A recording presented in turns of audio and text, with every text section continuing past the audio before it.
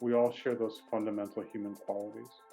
And if we can take even a minute out of each day just to remember that, there's far more that unites us than divides us. There's far more that makes us incredible. Uh, we are the stuff of stardust.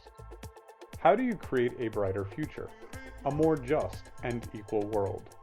We start with understanding the issues, exploring solutions, and diving into deep conversations.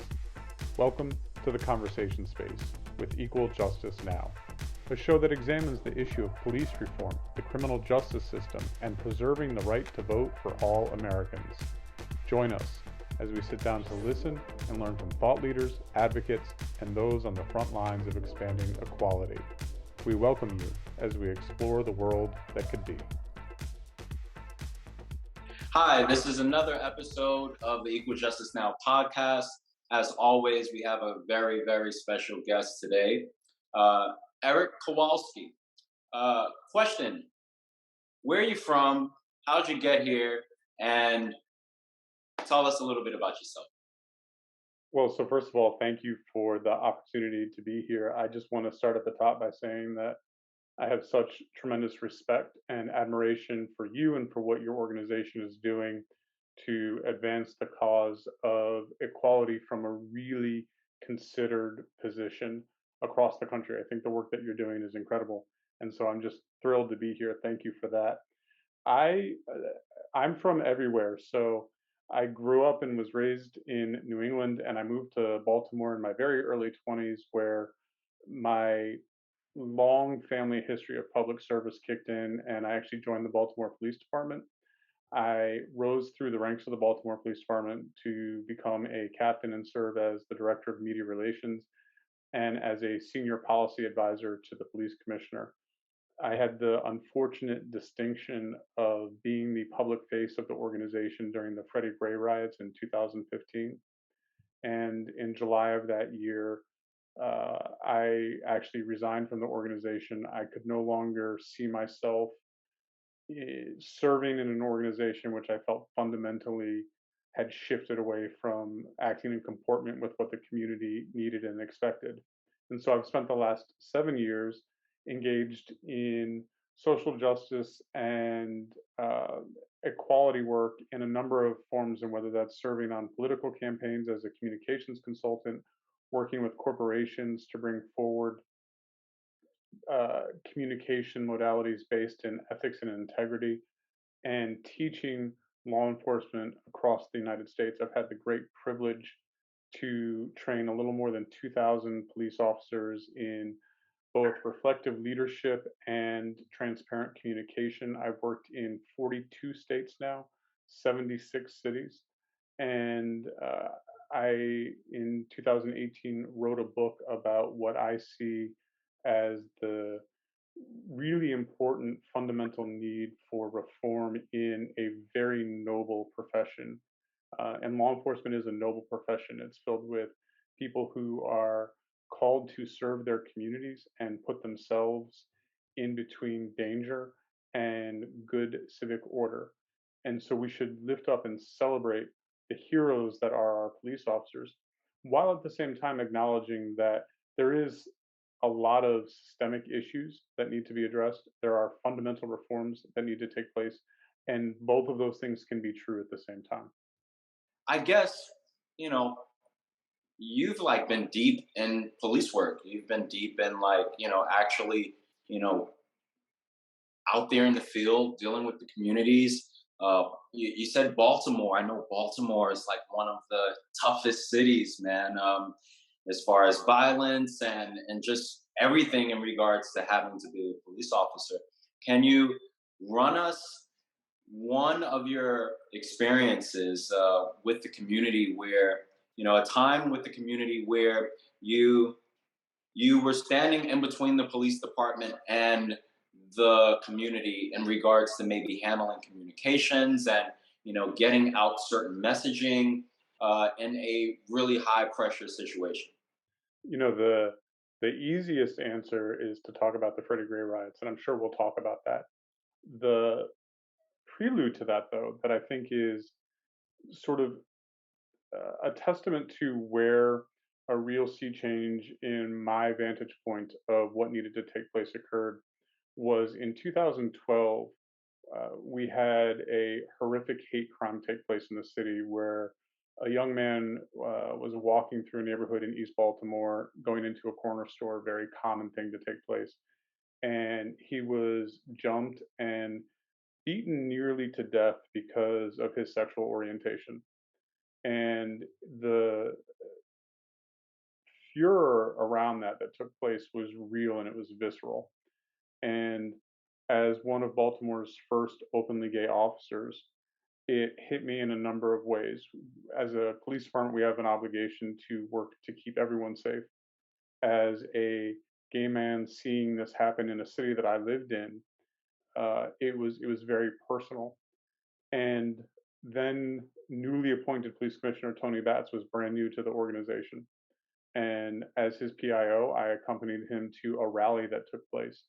And I watched him stand on the steps and talk about a fundamental reverence for human life and a need to make sure that the constitutional protections which every American is guaranteed, that that's a real lived thing for people in the community. And it was the first time in my career that I had seen a police commissioner not just pay lip service to it, and not that this wasn't an important issue to other police commissioners, but Commissioner Batts made this personal and he made it a real thing. And he spent time to understand the impact that this had on not just a marginalized ethnic community, but a marginalized subgroup in the LGBT population of Baltimore. And standing there as his mouthpiece, as the person charged with speaking for the organization and seeing this happen, seeing these words come out of my police commissioner, I could feel this sea change take place inside of me where I, for the first time, truly understood beyond just the metrics of crime, beyond just the need to reduce overall violent crime by 3% annually, beyond the $450 million budget and what do you do with that and how do you explain it? Um, that there were people who were counting on us in a way that sat very deeply in the core of who they were. I had been to, as a patrol officer, as a patrol sergeant, I had been to lots of shootings, lots of stabbings, and a lot of homicides. Baltimore, as you said, is a very violent city. I was not a stranger to the human cost of violence and what happens to communities and how they're impacted. This was the first time where I wasn't able to apply that professional detachment that you bring to law enforcement. Right? There's a little bit of a separation that needs to take place in order to function professionally and do the job. You can still have empathy, but you have that professional detachment. Same thing that doctors do, same thing that nurses do, psychiatrists. Everybody adapts this professional detachment. I wasn't able to do that, and the benefit of that was finding myself in a bridge between a community who needs a functioning, fully vested police department committed to the human beings that require that service and the functions of providing police service in a city like Baltimore. And that became the pivot point for the next 2.5 years of trying to shift the modality of our organization from a numbers metrics based police department to one where we were really trying to build healthy communities where people were able to step forward and thrive because of the environment that they were in as opposed to be held down by it. It was a pivotal moment in my career, second only to the Freddie Gray riots themselves. So, I figured we get into it a little bit later on in the conversation, but we've already brought his name up a couple times here. Can you can you run us through what it was like being in your position through those riots, and what was one of the most challenging aspects for you? Yeah, so the entirety of this situation was challenging and traumatic, not just for me, not just for the organization, but for the city of Baltimore and for the country in a way. Um, it was a bizarre thing for me to have gone out and done a media briefing to the world's media, because at that point we had media representation from just about every country on earth in Baltimore. And I do this briefing and I go back inside to my office to look at the coverage, and I see the president of the United States come out into the Rose Garden and deliver an address in which some of the things that I had just said came out of the mouth of the president of the United States, right? That's a very bizarre experience to have. So the entirety of the uh, that 30-day period was really challenging. The context that's important for the Freddie Gray riots for me is that, one, we had spent 2 years preceding those 30 days working to fundamentally shift how the Baltimore Police Department operated. And it was everything from rooting out actual corruption that really existed inside of the organization, changing policies and procedures to be more reflective of a modern day police department. As an example, we had a policy that was still in place that gave instructions on how to respond to a jail riot. The policy was written in 1967. The jail had not existed since the early 90s, but it was still in the policy procedure manual, right? So we had spent the preceding 2 years doing a lot of work to fundamentally shift the organization, and you started to see the impact of that work. And this is part of what drives me, is that when you wholeheartedly commit to the work and not pay lip service, you can see real results. On January 1st of 2015, we held a news conference because we were really excited about what we had done in 2014. It was the first real year of our reforms. And so we held a news conference to talk about, hey, these are the things we want to show you, people of Baltimore, that this agency is doing to be more responsive to you. And so in 2013, we had metrics of our use of force complaints, our discourtesy complaints, the number of police involved shootings, and lawsuits against the agency. And then we had those numbers for 2014. And in 1 year, through really dedicated reform efforts, we had reduced discourtesy complaints against police officers by 54%. We Wow. reduced excessive force complaints against police officers by 45%. This is real work. Um, a really important statistic: in 2013, the Baltimore Police Department shot 38 people and killed 17 of them. In 2014, the Baltimore Police Department shot 11 people, killing 3 of them. That's a dramatic reduction in 1 year in the use of lethal force. And the most telling number of all was that in 1 year, we reduced lawsuits filed against the police department by 66%. That is a massive metric to shift a needle. And so we knew that our reform efforts were working. We knew that the fundamental shift from a warrior mindset of policing to a healthy neighborhoods concept of policing was starting to work. We had a long, long way to go. We had decades of mistrust that had been built up. We had decades of abusive behavior in an effort to stem the tide of violence. This was all on the backdrop of what had happened in Ferguson, Missouri, and the protests around the shooting death of Michael Brown was only a couple of months old at that point. And then that was further inflamed by the protests in New York and then the rest of the country after Eric Garner was killed. And so going into the arrest of Freddie Gray, the national appetite was really focused on police departments and perceived or actual excessive force issues.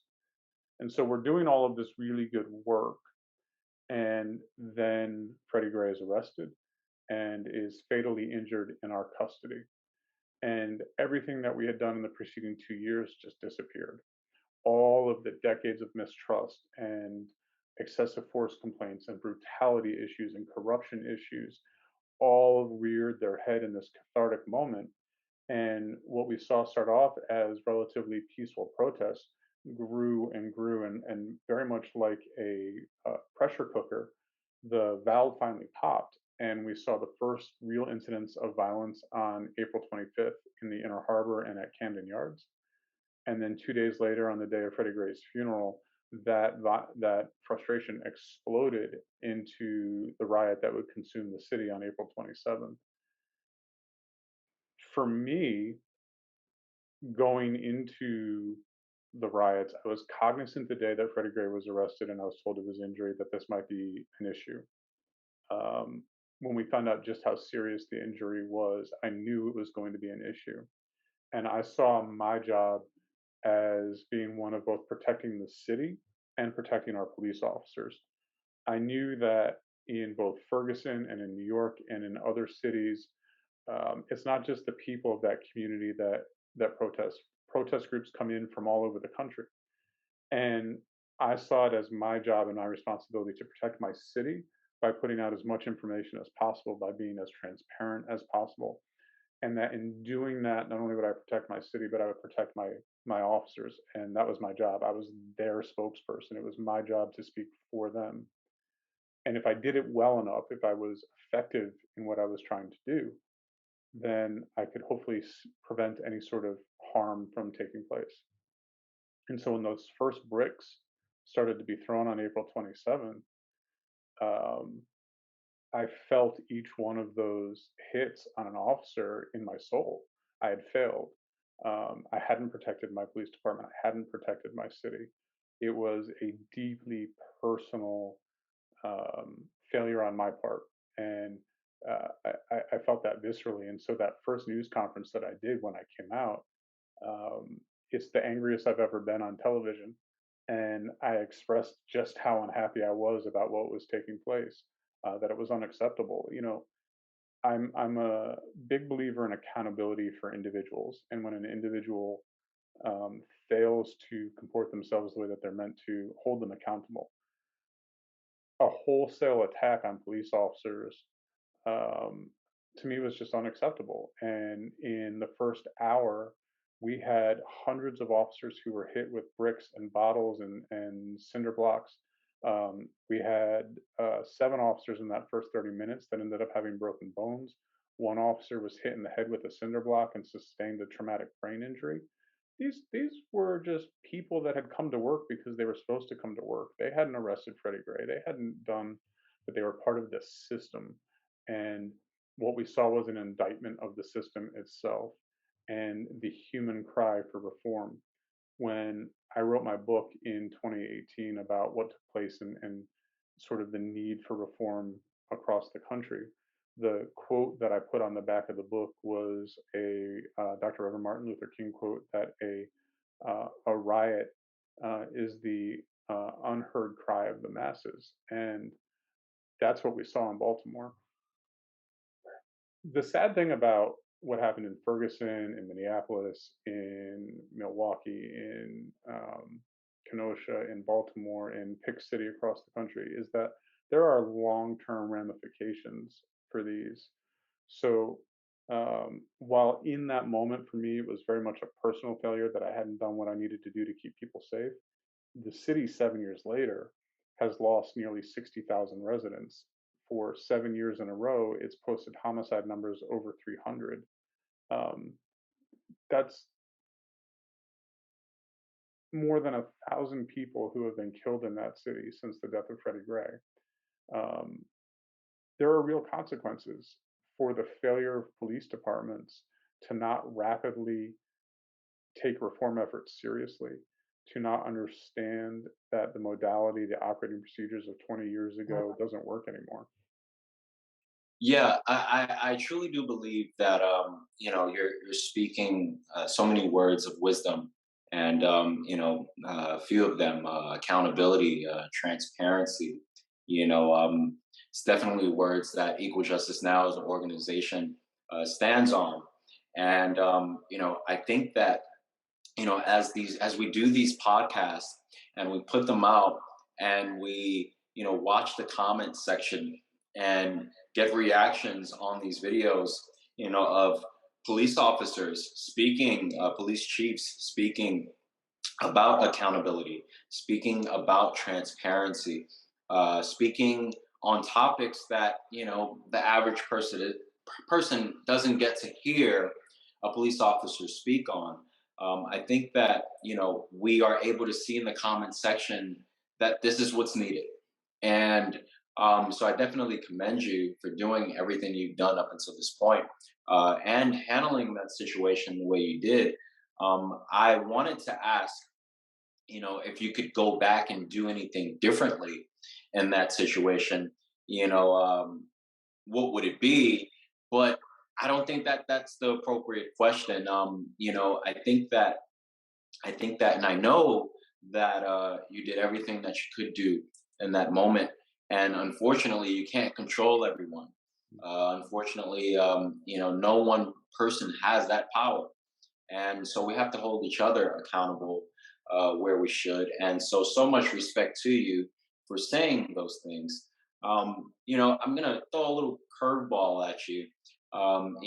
So often we just look at the police officer position and job as just another job, right? Like the average person looks at the police officers in their uniform, and they'll say, or they'll think, hey, yeah, he's a police officer, and it's a lot of stress that comes along with that, but that's his job.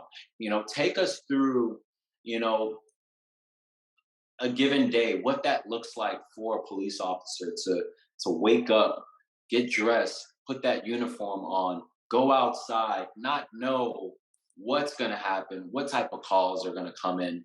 What type of person do you have to be to sign up for that? The overwhelming number of people that I know that work in law enforcement will tell you that they got into it because they wanted to make a difference, and that's certainly the case for me.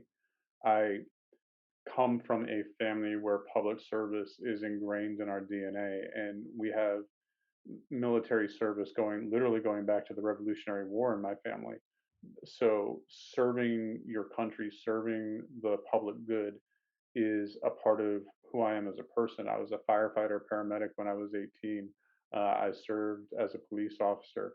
I'm about to be ordained as an interfaith minister to serve a different type of community for the public good. So, and that's reflective of a lot of people that are in law enforcement. Certainly, some people get into it for the wrong reasons, and you see that. But the majority of police officers want to make a difference in their community. And it is a job, but it's also a profession. And that's really important. It's a calling to truly want to be a police officer because you don't get paid a lot of money.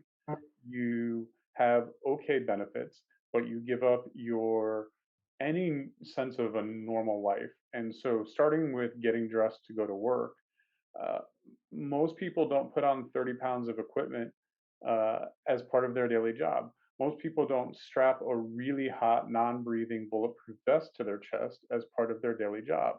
And that sits there as a constant reminder to you when you're in your cruiser and you're driving around, you're constantly doing this with your body to readjust because that vest isn't comfortable and it sits in, you know, heaven forbid you're 1 pound overweight, it'll grab your fat and pinch it against your gut and belt and all of the rest of it, right? So even the physical mechanics of being in that uniform changes everything. And then you are in some form or fashion indoctrinated in an academy, rightly and wrongly. You're trained, and I spent 6.5 months in an academy being told every single day that there were people who were determined to kill me, and I trained every single day to deal with people who were determined to kill me. And so you come out on the street and you are in this wide-eyed fear space because every car stop you do, the person has a gun and wants to shoot you. The reality is, law enforcement is a dangerous job. There are people that want to hurt you. I broke 7 bones in my career. I was in 2 really bad car accidents in my career. I was involved in 2 shootings right in front of my face in my career. So it is a very dangerous profession, and it does change your mindset. And this is the part where when we start talking about what does reform look like, one of the consequences of how society views law enforcement is that all of society's problems, from drug addiction and alcoholism and substance abuse issues to homelessness to domestic violence to armed robbery and homicides and shootings, and all of it is put into the hands of a police department, and you're told, go fix this. Right. And the tool that you're given is a gun, handcuffs, and your ability to maybe talk your way through a situation. And that's it.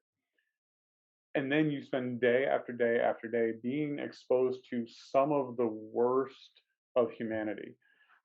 Very few people who get pulled over say, you know what, officer, you're right. I ran that red light and I was going 20 miles an hour over the speed limit. Very few people who steal from a store say, you got me. Here's the pack of gum that I just stole. So everybody lies to you constantly, and so you spend all day seeing abuse situations. Some of the worst things that parents do to children. You see horrible car accidents. You see people die for no reason. You go and tell loved ones that their loved one is dead. You then get lied to again a little bit more, and then you get into a car chase with somebody who fled because their driver's license was suspended and put 40 people's lives at risk, and everything in between. You see the very worst of behavior. And then that happens day after day after day after day. And like in any other institution where behavior starts to conform to the norms of the institution, police officers begin to become jaded about people in general because they're exposed to the worst day in and day out. You don't get flagged down by a lot of people saying thanks for what you do. You don't get a lot of people walking up to you and saying, we love police, keep up the good work. That has a real psychological impact on police officers and what their day to day experience is. How do you mitigate against that? How do you put into place policies and procedures that create buffer zones for good mental health? How do you have the mental health conversation? These are the spaces of reform. When we talk about law enforcement reform, this is the space that we need to be having these conversations in. It's not just don't do a no knock warrant. That's a no knock warrant. That is a symptom of a greater issue, and that's a societal issue, and that's a policy and procedural issue. But it's not the solution. The solution isn't to say don't do chokeholds. The question is, why did the circumstances evolve in the first place that led to the chokehold? Why aren't we addressing that as opposed to just slapping a band aid on? So the psychological makeup of the police officer, what they experience on a daily basis, how they operate on a daily basis, and then what they're asked to do. This is the area where, when we look at funding, defunding police, reallocation of funds, what's the best solution and best path forward? This is the conversational space that we need to be in, which is why I love what Equal Justice Now is doing, because you're creating pathways and opportunities for that conversation.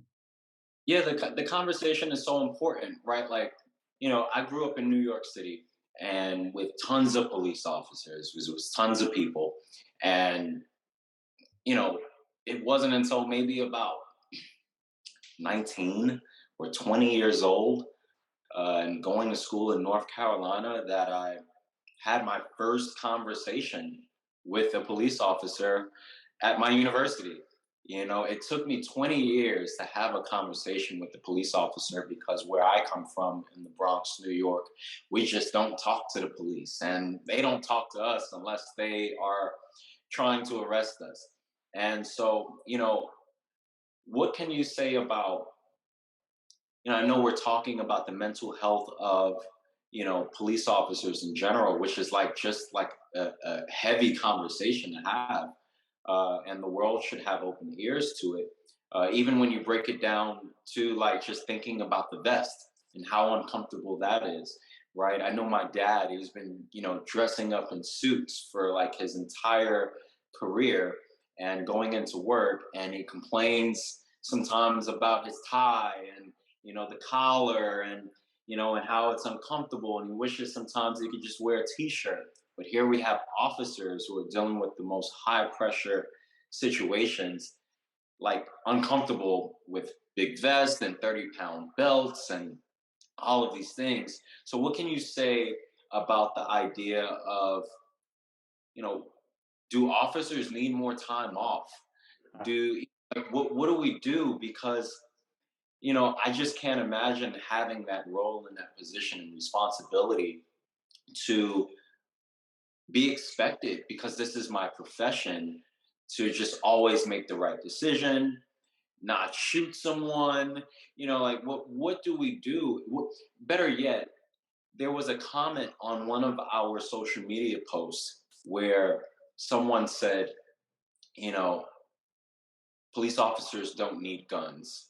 We need to have police officers with no guns. And, you know, they didn't even all the way give a clear plan and path on what that looks like. What do you think about that? Do you think we need to step into a realm of policing where there are no firearms in hopes of maybe lessening the police shootings? Or do you think that's just straight blasphemy and it makes no sense? So I think that what you said a little bit ago is illustrative of what you're asking me now. You spent the first 20 years of your life not talking to a police officer and then said, and they don't talk to us. In the 1960s, a university team by the names of Workman and Stark did a comprehensive study of police culture. And in the 1960s, so we're talking 60 years ago now, they identified an us versus them mentality that had taken hold in American law enforcement. And it was very much the there's elements of groupthink at play here. There's elements of structural dynamics that are at play, but really what it comes down to is the overwhelming majority of police come into the profession wanting to help, feeling righteous in that noble pursuit of helping. And therefore, anyone who is violating the law is a bad guy. It's a term we use, the bad guys. Anybody who isn't comporting themselves exactly as they should is the bad guy, and we're the good guys. And so this wall starts to come up, this us versus them mentality. And when you hold on to that viewpoint for decades and decades and decades, and then train each subsequent generation of police officer coming in, we're the good guys, they're the bad guys. You end up in a situation where you walking through the Bronx, by the way, Brooklyn, New York, best New York, as you're walking through the Bronx, um, not having conversations with the police officers. That's a problem. That's a problem for you as a community member, not understanding, not trusting, not having an open relationship with your police department. It's a problem for the police department not knowing who you are and the gift of your intelligence and open heartedness and not being able to have those conversations with you because you're not a bad guy. And so that learning moment on both sides is lost. And that continues to be replicated over and over and over again. So now flash forward to the question about whether or not police officers should have guns or not. That again is a symptomatic statement of a greater issue, right? Oh, we should just take all the guns away from police officers. That's never going to happen. That's just not going to happen. First of all, as somebody who is one of the loudest, most vocal proponents of structural reform in law enforcement in the country, I would not do the job without a gun. There are hundreds of millions of firearms in this country, and people shoot at the police on a routine basis. Not going to happen. What it is, though, is indicative of a group, an individual or a group of individuals who don't trust police. Well, let's look at that. Let's pull the fibers on that conversation a little bit and begin to understand that law enforcement for a long time in this country did some really horrendous things. When you go back and look at the footage of the Evan Pettus Bridge, it's law enforcement that's beating people at the foot of that bridge. It's law enforcement in many cases wearing the same badge that they're wearing today. You can take it a step further back. We refer to our front line of police organizations as patrol officers. Well, that word patrol linked with law enforcement is directly tied to the slave trade. In the 1700s, when colonial legislatures empowered groups of vigilantes to be able to hunt down runaway slaves and cross colonial lines to do it, and then after the revolution, when that was codified into state laws, the nickname given to the people that were hunting down runaway slaves were patrollers. And so the legacy of our appearance and our look and even the terminology that we use has deep ties into slavery, segregation, discrimination, the enforcement of that discrimination. And it's not like we're talking about ancient history here. We're talking about the lived experience of people who are in their late 50s, 60s, and 70s, who then have children and tell them about their experience with police officers. This was a really long answer, but I think it's a really important answer because it gets to the fundamental heart of what we're talking about when we talk about what does reform look like. Those police officers should have wanted to have the conversation with you, and you should have wanted to have the conversation with them. And until we can bridge that gap and get to that place where we are the police and the police are us, and it's not about adherence to the rule of law for the sake of the rule of law, but it's about creating environments where people are safe in their communities and they can thrive in their communities. We're going to continue to have this us versus them mentality that we've known about for 60 years. Yeah, no, it, it wasn't a long answer. It was like right on the money. These are things that people need to hear come from law enforcement to feel a bit closer to their departments. You're absolutely right. I should have felt these days. I talk to when I see a police officer these days.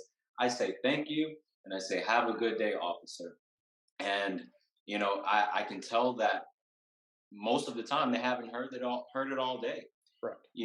And so you know I guess it's so tough of a ship to move in the right direction, because you have, like, what do you say to the person that says, well, you know what, I'm just fed up. I don't care about any of the reform stuff.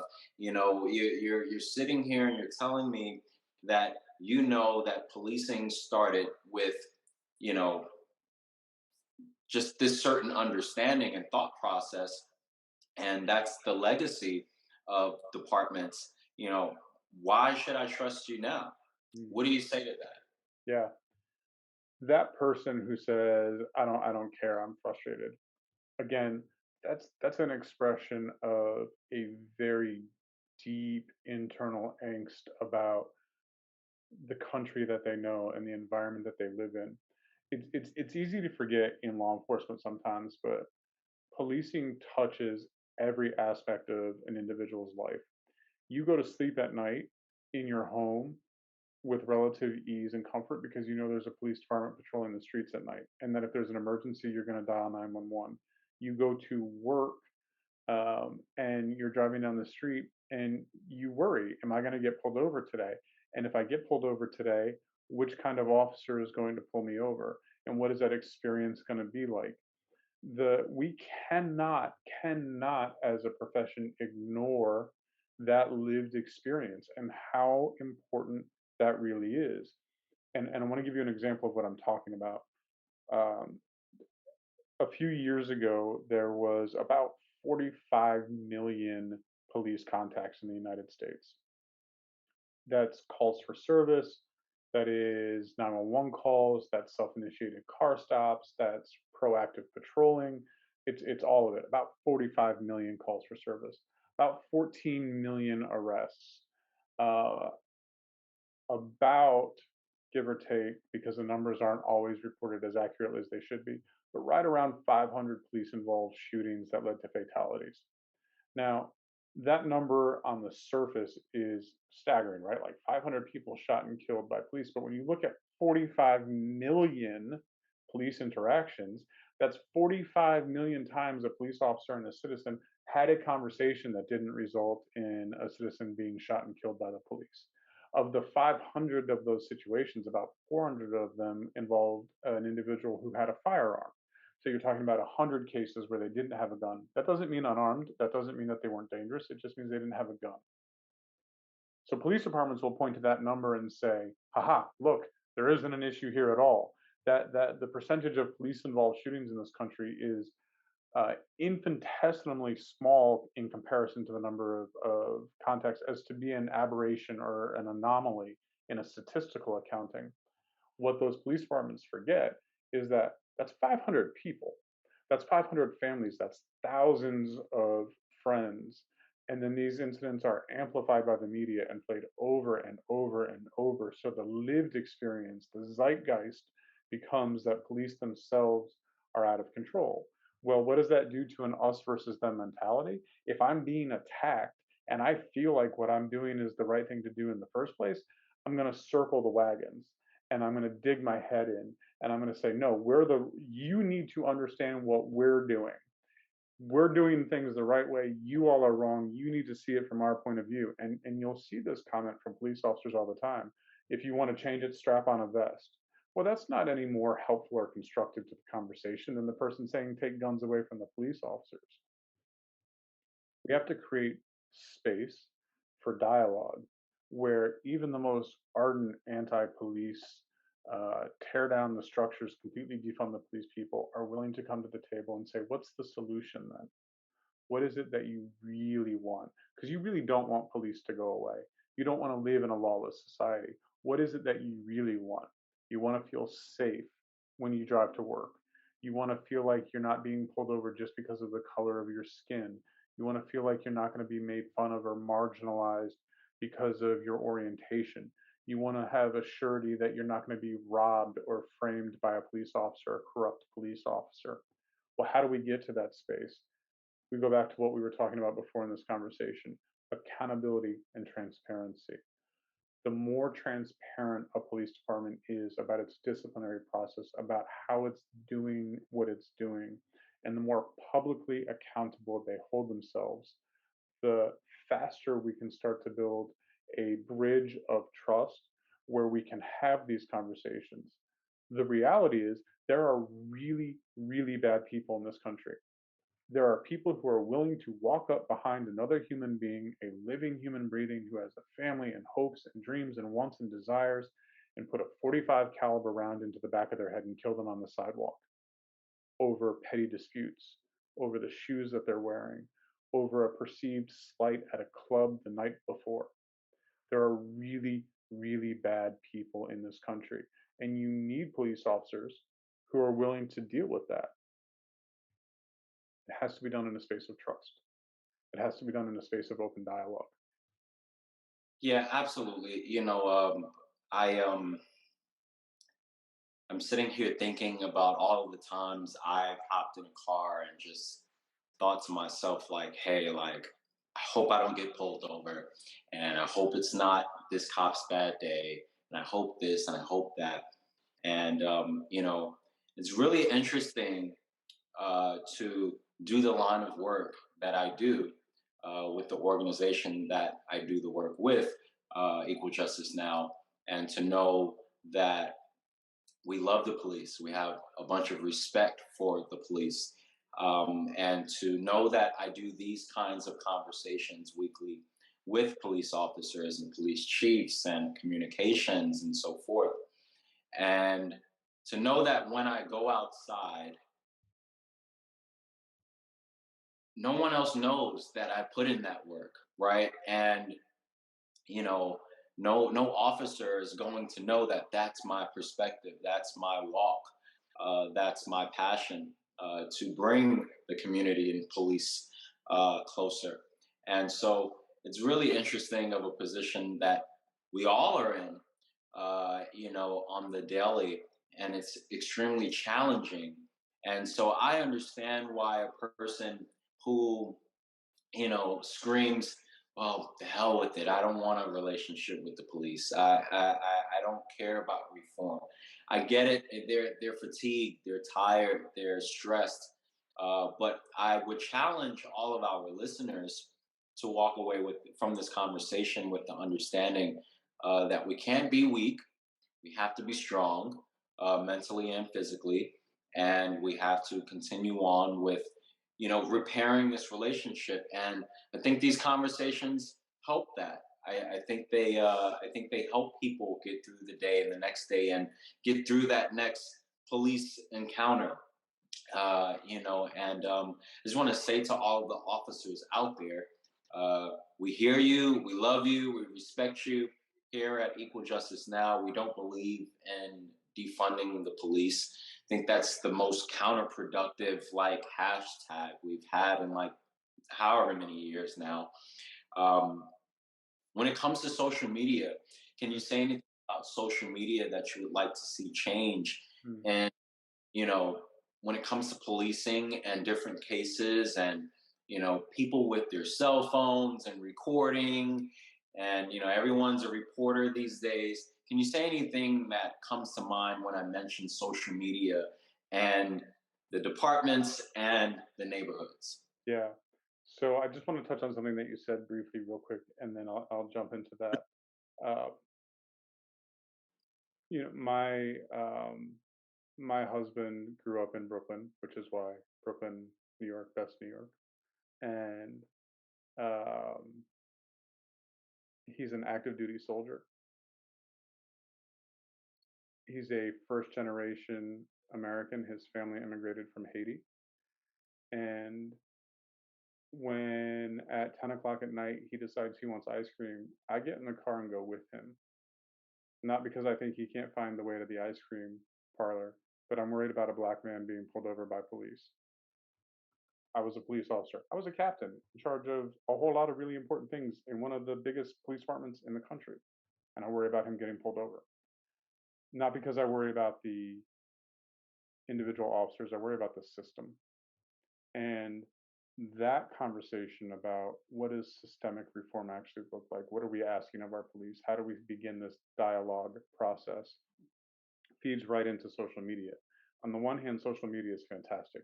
It allows police departments the opportunity to create real relationships with community members and to begin in an open dialogue.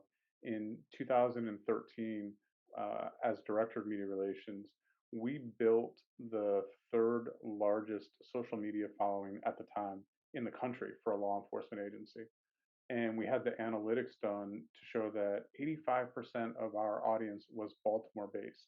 How did we do that? We were developing targeted information and targeted content for the demographics that were following us inside of Baltimore. We were creating moments of transparency. We were throwing everything at the wall to see what would stick to grow our Baltimore based audience. And I was thrilled the day that we took down NYPD. NYPD was number three, and we took down NYPD. Um, the only two departments that had more followers than us at the time was Boston, and they got those as a result of the Boston Marathon bombing the previous year, and Seattle, who was 10 years ahead of everybody when it comes to social media usage. We were thrilled with what we were doing. It was a real opportunity to be transparent with our community, to get our message out, to be accountable to our community in a way that was new and different. The downside of social media is that there's very little context provided in a 200 and something character tweet or a 30-second shaky video of a situation. And so, what you see with these videos and posts that come out is that very, very quickly, old fears and old concerns are preyed upon through the release of a social media, and it can change the context of everything. And one of the examples that I point to is back in Ferguson.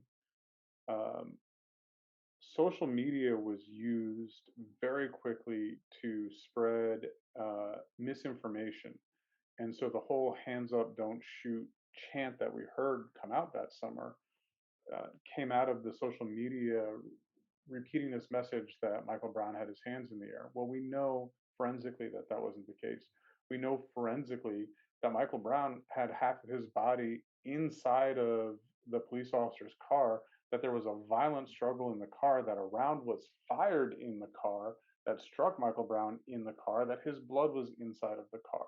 So, this whole narrative that came out of Ferguson was perpetuated and exacerbated by social media repeating information without context and understanding. Um, as a society, we do not have yet the learned understanding of how to communicate in this fashion yet. We just haven't built the social norms and the social guardrails around how to responsibly share information. At the same time, it is such a phenomenal tool of accountability for communities to use to hold police officers accountable, to hold all government officials accountable in their daily back and forth. The problem is that when it's done with an agenda, it can be manipulated very easily with very little safeguard to portray a particular image along whatever perspective that you want. And that does real damage very quickly. It does real damage. So, we just kind of got to go along for the ride for a little bit until we start to establish really good social norms. The entirety of human history, we communicated at the speed of a horse. A horse was the fastest that you could get a message anywhere for thousands of years. And we had time to think and process information and think about our response.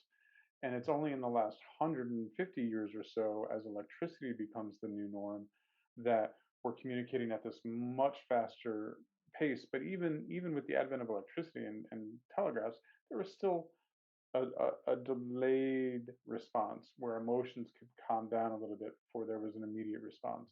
We're now in the digital age where I can pick up my phone and talk to tens of thousands of people at the push of a button. We haven't figured out how to do that well yet. We'll get there. It's going to be a bumpy road.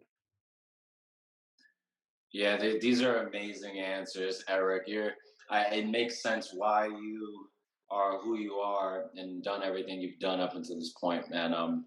I really do appreciate you taking this time to give us a look into your mind and officers' minds.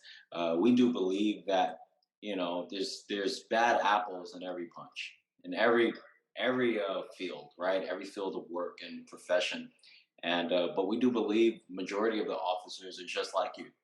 And I think the more you guys talk up, the more you welcome these types of conversations. Slowly but surely, we will get to a point where that young kid isn't going to be afraid to say what's up to the police officers, and know that they're human, and know they're not robots, and know that they have families at home and things that they want to talk about, right? And you see your video, speaking on social media, you see a video here or there where you have an officer shooting a basketball with some kids or so forth. I would challenge, I always say on these episodes, I would challenge the community to film more of those moments, right? Like they're happening all the time in your neighborhoods, and film them. And let's play that part too. Let's not just show the negative all of the time. I think that that type of accountability needs to be held on the community itself, and in time we'll be all right. I don't think we'll ever reach a perfect world. I don't think we'll ever reach a world where racism doesn't exist. I think that for the most part, we're a growing society. As you said, we're not too long ago we just had horses. Now we're looking at electric cars, and we're looking like gas is going to be up and out of here. We're growing, and we just have to try our best to seek perspective at all times, and understand that your perspective isn't always going to be the next man's perspective, and your the things you go through aren't necessarily the same, isn't necessarily going to be the same walk as the next person. And so I would challenge officers across the world, across the country, to look at things from that vision as well. Like, I know you deal with like the scum of the earth, for the most part, but all of us aren't scum, of course, just like all of you guys aren't bad cops. And if we have that approach every day, if we can hit that reset button every day, I think we'll be in a better place.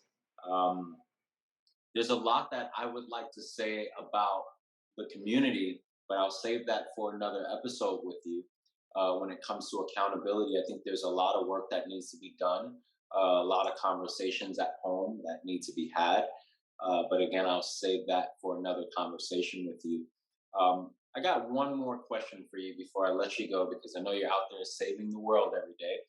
The question would be, if you had the entire world listening in right now, right? The entire world, not just America, but the entire world, and you could give one message to the entire world from your perspective and position as an officer, what would it be? You know, the temptation to ask everyone to send me $1 is real. Uh, There you go. No, I will take that. No, go um, you know, I bring my experience as both a police officer and as someone who's about to be um, a minister to this, and I say that if there's one thing that I could ask everybody, it would be to see the love that unites all of us more than it divides us. Everybody has family that they love, everybody has friends that they love, everybody has hopes and dreams, and the individual circumstances that form the narrative of someone's life. And whether it's that they've grown up in poverty or in alcoholism or a lack of opportunity and resources, or they grew up a very privileged life, we all share those fundamental human qualities. And if we can take even a minute out of each day just to remember that there's far more that unites us than divides us. There's far more that makes us incredible. Um, you know, we are the stuff of stardust, and we have this great, amazing privilege to walk this planet and be in relationship and communion with one another. If everybody could just take a minute each day just to sit in that space, we could do so much to change relationships and open hearted dialogue. Um, the world could be a vastly different place. And I think we need a little more of that. I agree 1000%, Eric. Equal Justice Now, as an organization from top to bottom, agrees with you on everything you just said, everything you've said on this entire conversation. And we love you. And we want you to know that we love you. And we also want the rest of the world to say it a little bit more. We love each other. We love our officers. We love our community. And the love word is a very strong word. And we are we are all family. And so, with that being said, thank you again for all of your time, Eric. And man, just keep at it. Thank you so much for the opportunity. I really appreciate it. And again, so thankful for the work that you and the entire EJN team is doing. It's really remarkable. Thank you so much. We'll keep at it, and you do the same.